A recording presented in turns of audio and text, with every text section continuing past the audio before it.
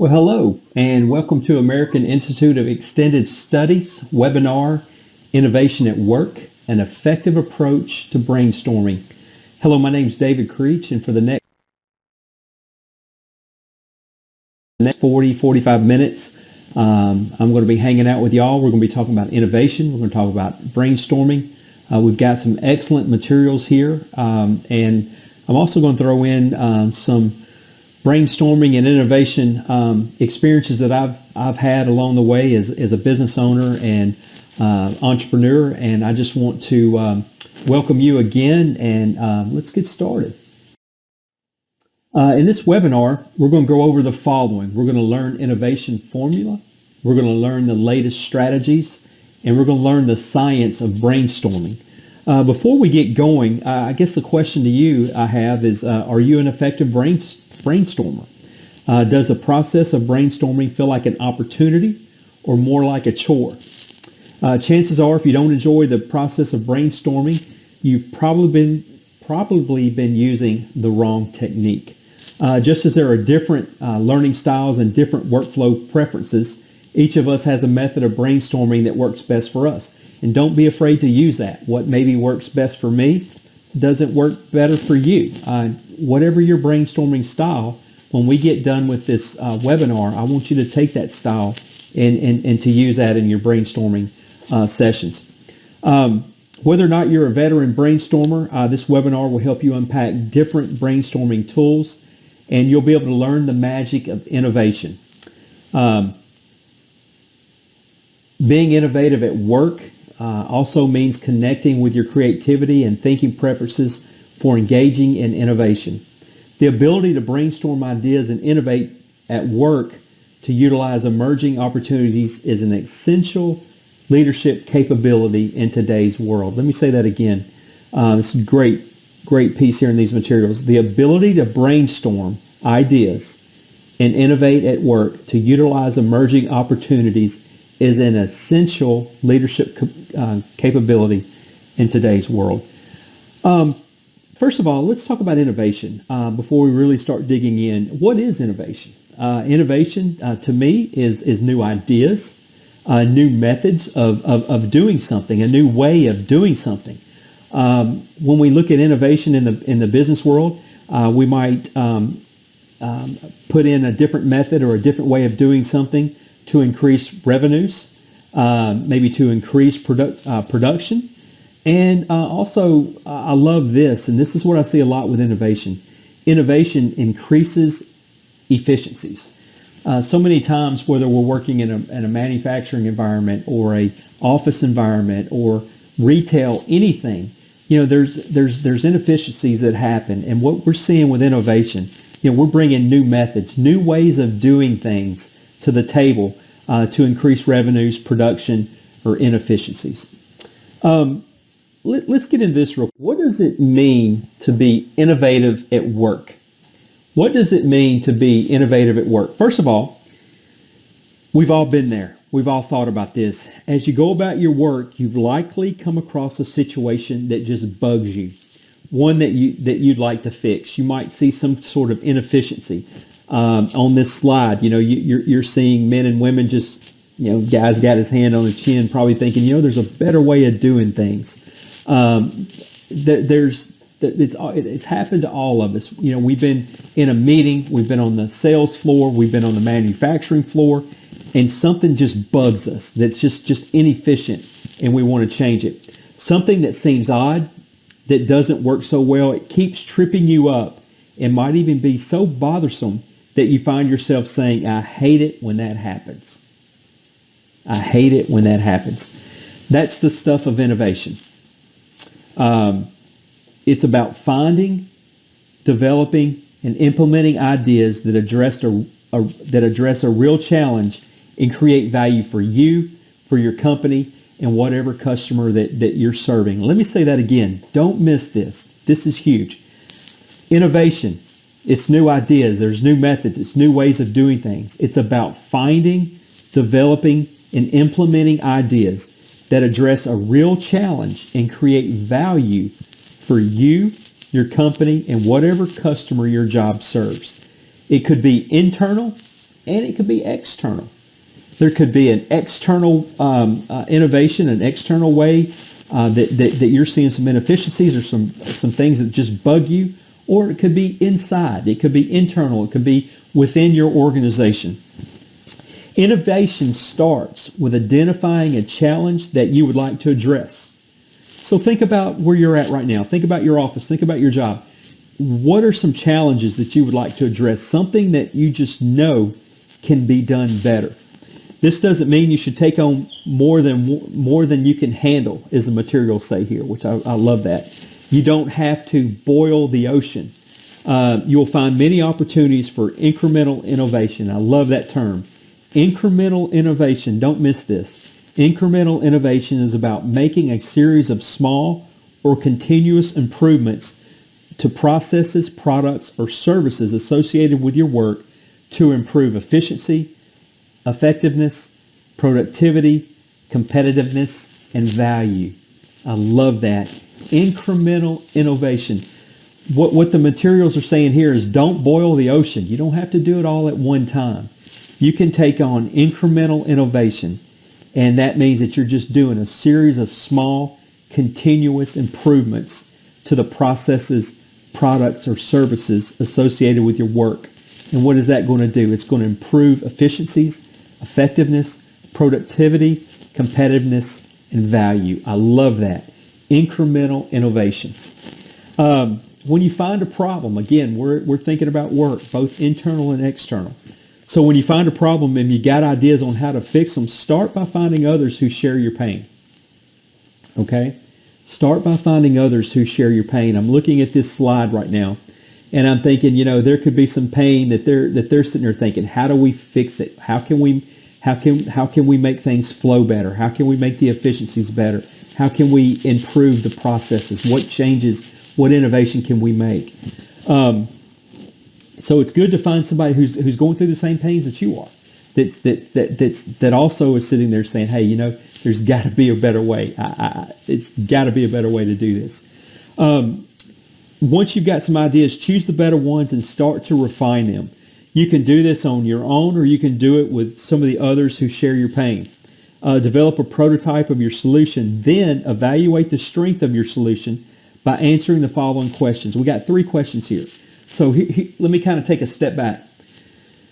You've identified some things that you want to make better that are just bugging you, that that can be done better. You've gotten with some of your coworkers, or possibly customers if it's external, and you've gathered your ideas. You've got some solutions. Here are 3 questions you want to answer. What value does it offer that the current way of doing business does not? Let me say that again. First question. What value does it offer that the current way of doing business does not? How is it better than what you're doing now? What becomes possible and what can be avoided by our solution? That's the second question. The third question, I love this. Who gains and who would be impacted if we were able to implement our solution? Okay, we think we have a solution that are going to make our processes, our systems better. We want to innovate. We want to bring these to the table. We want to share these with our bosses, with the leaders of our organization. Who gains and who would be impacted if we were able to implement our solution? Think about that. Those are 3 questions that you need to know. Once you get a sense of this, take your prototype and your thinking on the value of this solution to others who can help you advance your cause. Maybe your team, your boss, your boss's boss, or other decision makers in the organization. And when you're talking to them, hey, just cut to the chase. Say, look, here's the problem that I've been experiencing. These are the issues that we've had. Cut right to the chase and say, hey, this is the problem. This is the value that I think you can create if your solution is implemented. And tell them that you'd like to share your solution and get their feedback. Tell them that you'd like to help in finding a way to get it implemented.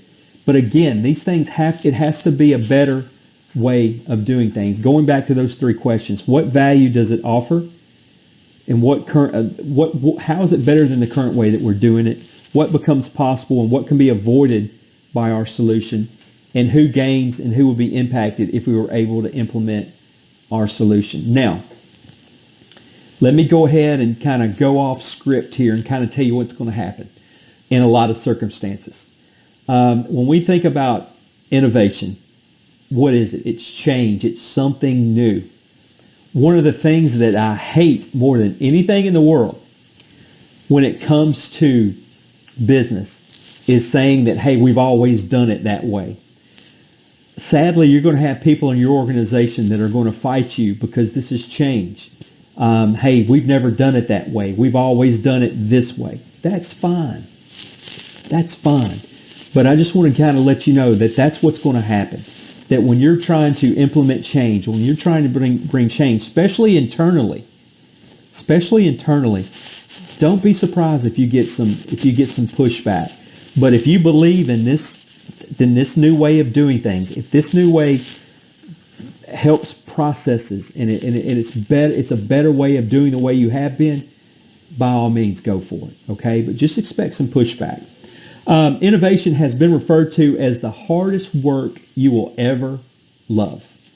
Innovation has been referred to as the hardest work you will ever love. It's not easy, and in the end, when something good arises from all the effort, you can take pride in the fact that you met the question, how to be innovative at work, head on.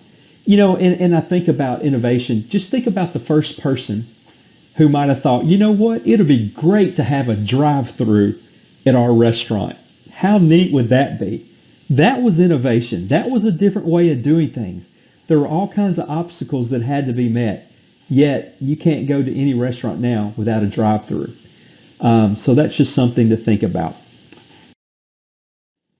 Traits of an innovative leader. I'm going to touch on some of these. I want to go through. I'm going to go through all of them, but I'm just really going to hit on a few of them. Traits of an innovative leader is a leader that has risk tolerance, domain expertise, openness, low anxiety, emotional stability, confidence, action-oriented, collaborative inquiry, serious play, and I love the last one. We're really going to get into that one, paying attention. Think about this. In the rapidly changing world today, it is crucial for organizations to be innovative in order to stay competitive in the market and ensure continued success. Just think about the last 18 months that we've gone through, that the world has gone through with the COVID pandemic. Think about this. Think about how innovative, especially I really pay a lot of attention to restaurants. Look how restaurants have had to be innovative. They've had to be innovative. They've had to think outside the box. They've had to be able to pivot. There's a lot of businesses that have had to do that over the last 18 months, and restaurants are very big. It's a rapidly changing world, as we know, and it's still changing with the pandemic. So when you think about the traits of an innovative leader, there's been a lot of risk tolerance that's happened over the last 18 months. Innovation is synonymous with creativity, and a free-flowing creativity involves a great deal of risk. Let me read that again. Free-flowing creativity involves a great deal of risk. An innovation leader has to be risk tolerance, and he has to have risk tolerance, and has to have uncanny knack to consider all possible eventualities to make well-calculated bets that often pay off. Now, when we talk about risk tolerance, every entrepreneur has to, everybody, we all have to have risk tolerance in our jobs, because you know what? We're going to make decisions sometimes. Sometimes it's going to work out. Sometimes it's not. But when we're talking about innovation, again, we are really putting ourselves out there. We're talking about having to really take the lead and be 100% on board, and we have to have risk tolerance when it comes to this. Another thing, domain expertise, but I love openness. Listen to this. When it comes to traits of an innovative leader, they have to be open. They have to be open. When team members come up with a new idea, innovation leaders are receptive and are completely open to exploring the idea. Let me say that again. When team members come up with a new idea, innovation leaders are receptive and are completely open to exploring the idea. This openness to new ideas, even radical ideas, significantly contribute, significantly contribute to the creation of highly innovative climate in the organization. If you're going to be an innovative leader, the last thing that you want to do is when people come up to you with an idea that you just say, hey, you know what? You're crazy. I don't want to hear that. No. An innovative leader has got to be open sometimes to very radical ideas that are just like, wow, that's crazy, but they got to be open, because if you're going to have that environment of innovation, that's the last thing that you want other employees to see. I don't want an employee to think that, hey, I don't want to hear their ideas. I don't want that to happen. I don't want to create an environment where staff or coworkers or what have you can't come to me and think that I'm just going to shoot their idea down automatically. I mean, it's got to be, if you're going to be an innovative leader, it's got to be one of openness. I really like that a lot. Here's another one too, confidence, number 6. In swiftly changing fields, the job comes with requirement of constantly exploring the unknown. It is only natural to feel anxious about stepping into new and unknown territories, but it is necessary to explore the unknown to identify new opportunities. To explore the unknown, you got to be confident. You got to be confident. And that is something that's really interesting here that the materials talk about. An innovation leader has a confidence in their ability to succeed and holds the belief that the outcomes are likely to be positive even in the face of unknown risks. Okay? So you're an innovative leader, and you know that we've already talked about this. There's going to be pushback. Oh, we've never done it that way, David, or we've so-and-so was here before, they tried it, you're going to fall flat on your face. You got to have the confidence. You got to tone all of that out. And you got to have the confidence that you know what you're doing, the innovation that you're wanting to bring to your organization, to your department, to your business. You got to have that confidence to tone everything out and just move forward. And I love what it says here. Again, when we talk about confident, an innovation leader has a confidence in their ability to succeed and holds the belief that the outcomes are likely to be positive even in the face of unknown risk. Think about it again. Hey, here's a great example. The area that I'm from, one of the first banks that was put in grocery stores. It doesn't happen a whole lot anymore, but back in the 80s and 90s, banks were not anywhere in grocery stores at all. A man had an idea to put a bank in a grocery store. Now, how confident did you have to be with that? What if it didn't work? And there's always that chance that it won't work. But you have to have the confidence that it's going to succeed. And even in the face of unknown risks, the person that put the banks in, and it turned out to be a great success. Banks at the time in grocery stores turned out to be a great success. Now, in 2021, you can buy a gallon of milk the same place where you can buy 4, tires for your car. But so times have changed. So at the time, it was very unknown, and that risks were very unknown. But this person had the confidence that he was going to succeed, and they did.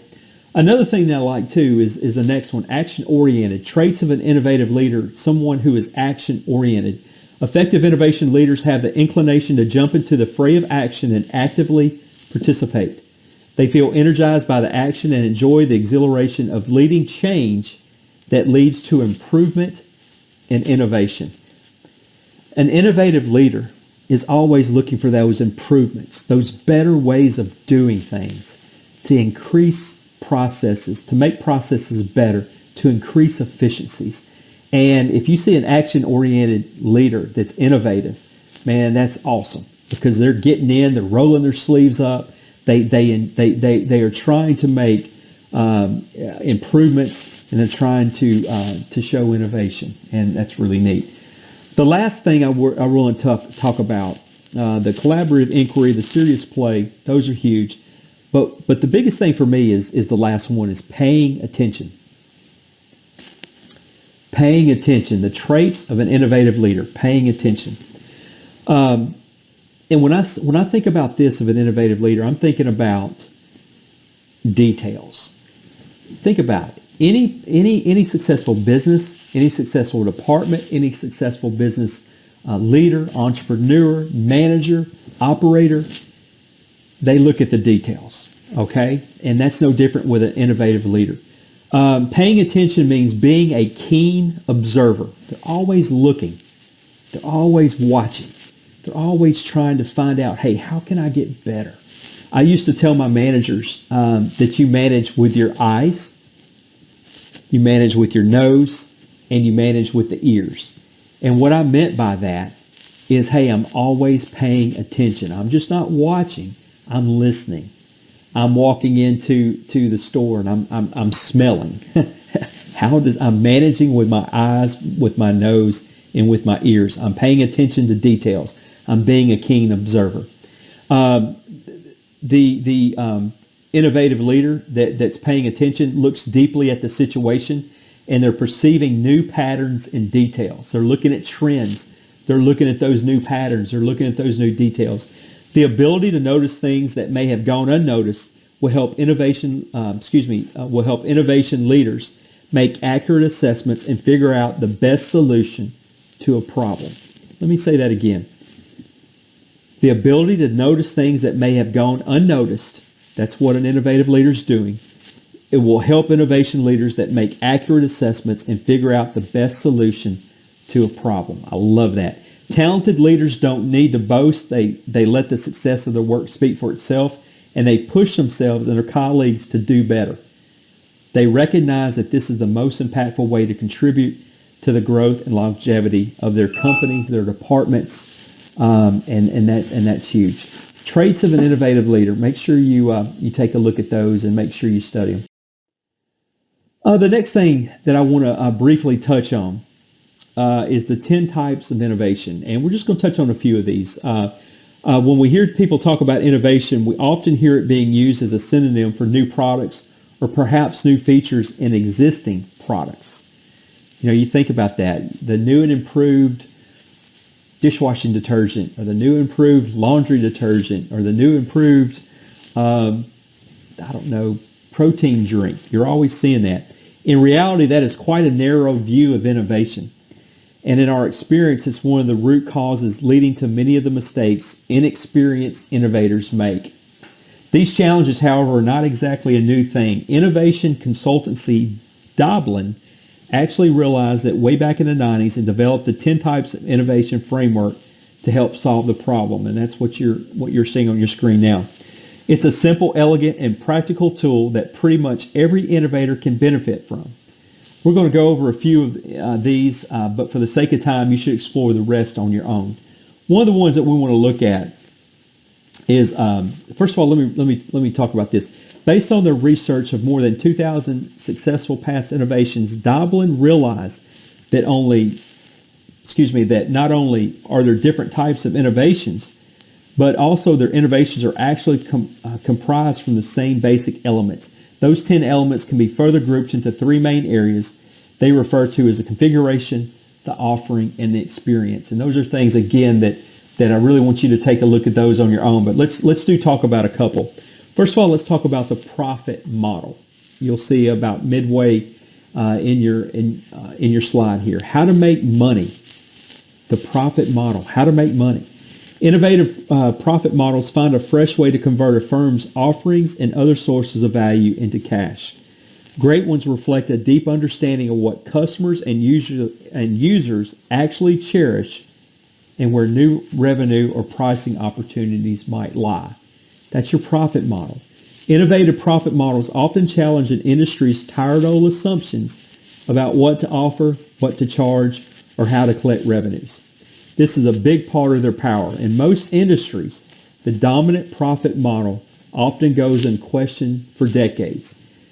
We're in 2021, and there's a lot of different ways. When I thought about this, when it says that there's new ways to collect monies, to collect revenues.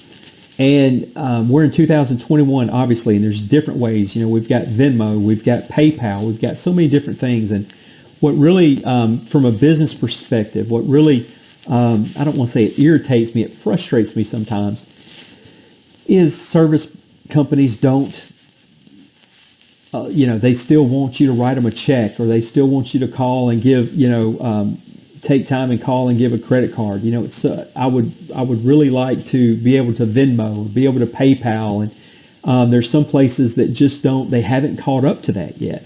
How can we make it easier on the customer? How do you make money? What's a good profit model? To me, how you make money is you make it easier on the customer as you can.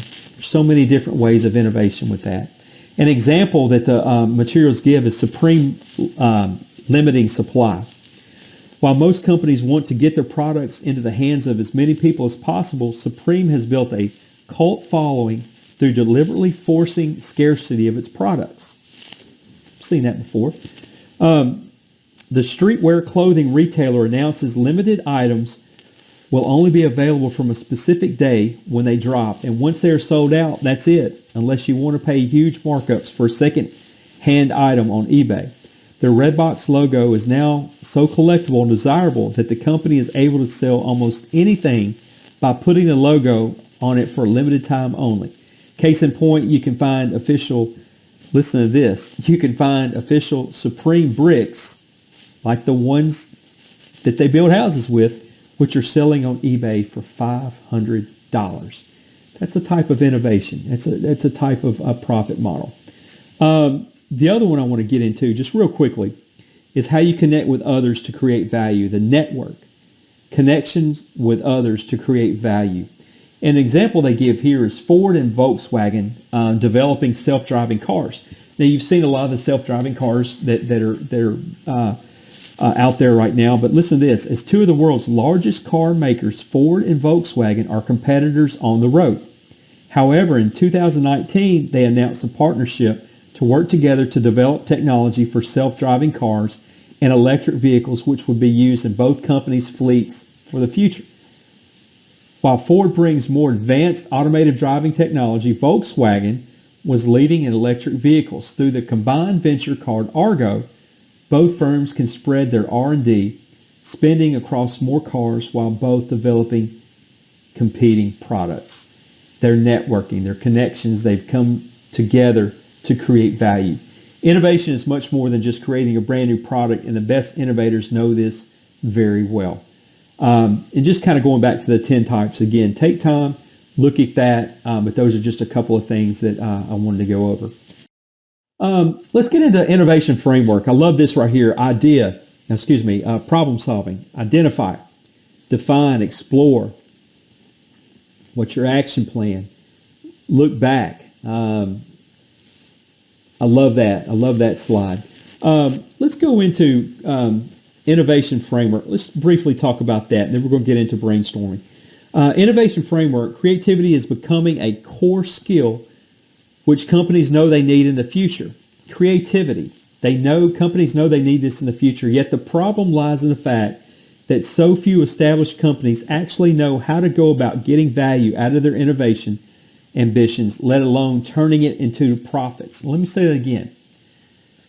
The problem lies in the fact that so few established companies actually know how to go about getting value out of their innovation ambitions, let alone turning it into profits. So how do we turn that into profits? In fact, according to some estimates by Doblin, 96% of all new innovations which established companies attempt to fail make a return on investment. So what can we do to reach that effective innovation? First one is TRIZ framework. And I'd never heard of TRIZ until I did this presentation. And TRIZ is a problem-solving analysis and forecasting tool derived from the study of patterns of innovation in the global patent literature. The TRIZ acronym comes from its original Russian name, and in English, listen to this, it is often referred to as theory of inventive problem solving, or TIPS. Theory of inventive problem solving, or TIPS. At its core, the framework is a collection of strategies and tools for finding inventive solutions to difficult problems. That's what TRIZ is. By analyzing thousands of patents which successfully solve problems, researchers determined that there were approximately 40 inventive principles which underlie the majority of these successes. TRIZ suggests that by looking at whatever problem you're facing and comparing it to those 40 principles, you will find a number of ways to approach the finding of a solution. TRIZ. I love TIPS. Theory of inventive problem solving. Inventive problem solving. Another one is disruptive innovation. What is disruptive innovation? Disruptive innovation, one of the most important theories of innovation, but one which is usually completely misunderstood. Brought to prominence by Professor Clayton Christensen's book, The Innovator's Dilemma, this important theory provides an explanation as to why large established companies eventually get overtaken by smaller ones. And it introduced the concept of disruptive innovation. Put simply, it theorizes that small companies can disrupt the market of large companies by releasing a new version of an offering which appeals more to a subset of the customers. In many cases, especially in those listed in the book, such as computer storage, department stores, and construction equipment, the small company releases new technology which is inferior in quality or performance to that of a larger company, but makes up for it in another way, like a lower price or convenience. So basically what that's saying is that this disruptive innovation, it might not be as good as the smaller company might not be as good as a larger company when it comes to this, but it's at lower price, it's more convenient, and over time and iteration, this new technology will begin improving to handle more demanding issues. It'll get better. So that's disruptive innovation. TRIZ framework, disruptive innovation. Now, this is the one I love. This is the one I want to really harp on here for the next, for the rest of this webinar, is brainstorming. Brainstorming. Every company knows about brainstorming. How many times has someone said to you, hey, we need to go in here. I've got 2 or 3 more of our staff, and we're going to go in here and we're going to brainstorm. We're not going to come out of here until we get a solution to this problem. The materials say every company knows about brainstorming, and yet almost every company is incredibly frustrated by how ineffective it is actually generating solutions. So what the materials are saying here is, hey, everybody knows about brainstorming, but a lot of people, a lot of companies are very frustrated about how ineffective that actually brainstorming can be when it comes to getting results of getting to results of a problem, finding a solution.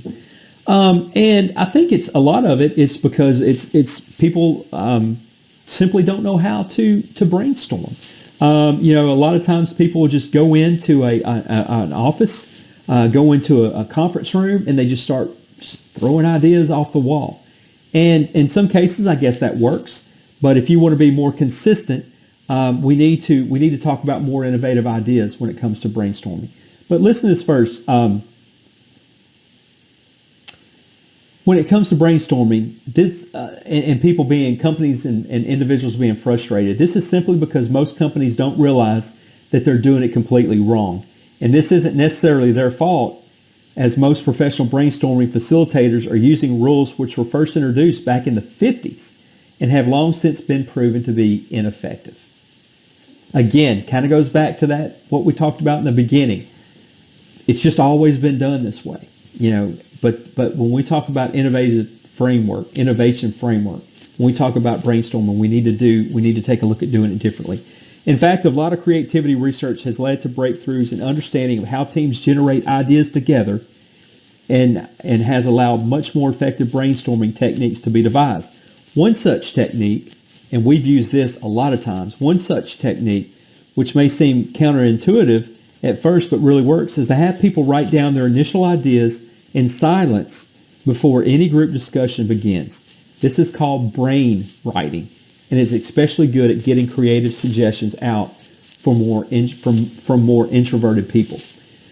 Let's just get into the next one here, and we'll talk about how to brainstorm new, innovative ideas. And kind of going back to what we said earlier, I like that when I do brainstorming, when I have meetings about brainstorming, or excuse me, about an idea, or usually when I have a brainstorming session, it's always been about, we've got a problem, we need some solutions, we need to brainstorm. And what I would always do is just like what was said in the slide previous. I would tell our staff, say, hey, look, this is the problem.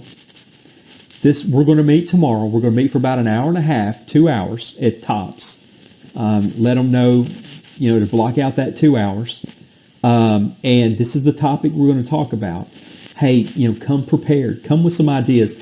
And that's the reason I like doing that. I usually do it a day or two before, I'm going to have the brainstorming session. I know you can't always do that. But just like the slide said before, in a lot of meetings, you've got people that are going to dominate the conversation, that are not afraid to speak up, that are not afraid to give their ideas. But you're also going to have other people that are introverted and that need to think about it. Everybody brainstorms differently, okay? And I'm sure you all know that. So it's always a good idea to give them some opportunity, give them a heads up. This is what we're going to be talking about. When we look at brainstorming, here's some ideas. First of all, make it meaningful. Invite diverse perspectives. Educate and engage before brainstorming. Listen mindfully and build on interactions, okay? Make it meaningful. And don't have 17 brainstorming sessions a week. Don't do that. Make it meaningful. Hey, if you have 17 big problems a week, might be some other issues, but make it meaningful, okay? Don't be meeting just to meet. Don't be having a brainstorming session just to have one. Make it meaningful. Invite diverse perspectives. I never want just a yes person. I always want to hear different perspectives. A lot of times, if you're going to have a brainstorming session, don't just bring in, your top people. Bring in people that are on the front lines, that see what's going on, that are talking to the customer on a daily basis. Like I said earlier, educate and engage before brainstorming. Let everybody know what's going on. And then listen mindfully and build on interactions. Don't interrupt. I always tell people when I do a brainstorming session, number one, I say, hey, there's no bad ideas. There's no bad ideas. We're all going to be respectful of one another. We're all going to be respectful. Some people might have some different thoughts to derive at a solution, but we're always going to be respectful. And no interruptions. Everybody listen mindfully. One of the things that Material said is brainstorming is one of the most basic acts of creativity we engage in, which I love it. I understand that, and I agree with it. Advertising executive Alex F. Osborne is considered the father of brainstorming. He introduced the idea and the basic rules of the process in his 1953 book, Applied Imagination. Those basic rules have stood the test of time and have been adopted by what we today call the world headquarters of brainstorming, global design firm IDEO. IDEO's version of brainstorming comes with rules. Defer judgment, build on the ideas of others, hold one conversation at a time. Don't be talking on one another, one conversation at a time. Stay focused on the topic and encourage wild ideas. Again, there's never a bad idea. Encourage radical, crazy ideas. Get everybody creative. But I love what it says, stay focused on the topic, because a lot of times what's going to happen when you get in there, people are going to want to try to go the other way. It's your job as the leader, as the manager, as the owner, as the operator, whatever your position is. If you're leading this meeting, it's your job to keep people on track. Don't let folks get off. Make sure they stay focused on the topic. You're defining the problem. You're staying on the topic. You're making it meaningful. You're inviting diverse perspectives. You're educating, engaging before brainstorming, and you're listening mindfully, and you're building on the interactions. And And that last thing, listening mindfully and building on interactions. A quantity of ideas can be helpful in brainstorming, but getting quality ideas is the end goal, okay? Don't forget that. When you're brainstorming and you're listening and you're building on the interactions that you're having with your staff or with the people that are in the meeting, a quantity of ideas can be helpful in brainstorming. But what you want to do, your objective is getting quality ideas. That's your objective. One way to foster interaction in your brainstorming session is by using sticky notes. Using sticky notes is what the materials are suggesting. I also use a big, chalkboard. Do that a lot, and or dry erase board, I guess is what you call it now. But just make sure that you're recording these ideas and that you're getting people to interact, and that's a great way to brainstorm. Once a brainstorming session is completed, it can be helpful to move similar ideas into affinity groups. These affinity groups will help identify major themes. For example, if you're brainstorming ways to maximize meeting productivity, you may have multiple ideas that focus on conduct or timing. Consider how you can use brainstorming to leverage the knowledge of your team and achieve your project goals. If it's me, when I'm brainstorming, I am identifying the goal. First of all, I'm identifying the problem that we have, and I'm identifying I'm putting a path to what kind of solution that we're trying to get to. History of brainstorming, real quick. Going back to the history of brainstorming, in 1948, advertising executive Alex Osborne, that we mentioned earlier, published Your Creative Power, a book with a chapter on brainstorming or using the brain to storm a creative problem. And doing so in commando fashion, with each stormer attacking the same objective as he defined it. So you can see on this slide here that we're explaining the problem, we're warming up, we're presenting the rules, we're calling for ideas, all the way down to the wrap up. And that's just kind of a history of brainstorming. Brainstorming was a huge hit. It's become one of the most popular ways to come up with new ideas. But as anyone who's ever sat through endless and unproductive brainstorming sessions knows, it can always be a huge waste of time. And don't let that be, if you're conducting a brainstorming session, don't let that be people walk out and say, man, that was a huge waste of time. Don't let it be like that. Get in, get the problem defined, find a solution, and then get out and implement that solution. There's things that you could go through brains and just be, and again, going back to my experiences, just be really conscious of others' time. There's a lot of things that they got to do. Usually after an hour and a half, it just depends on how it's going. You're going to want to be done. Getting into a creative mood, I just want to touch on this real quick. Now that we've learned a little about innovation and brainstorming, how do you spark your creativity?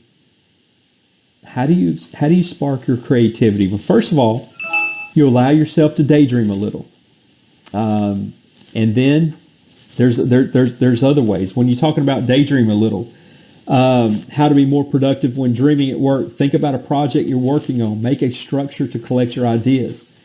Do not rush to get back to your real life. Explore and play, else it will shut down your creativity.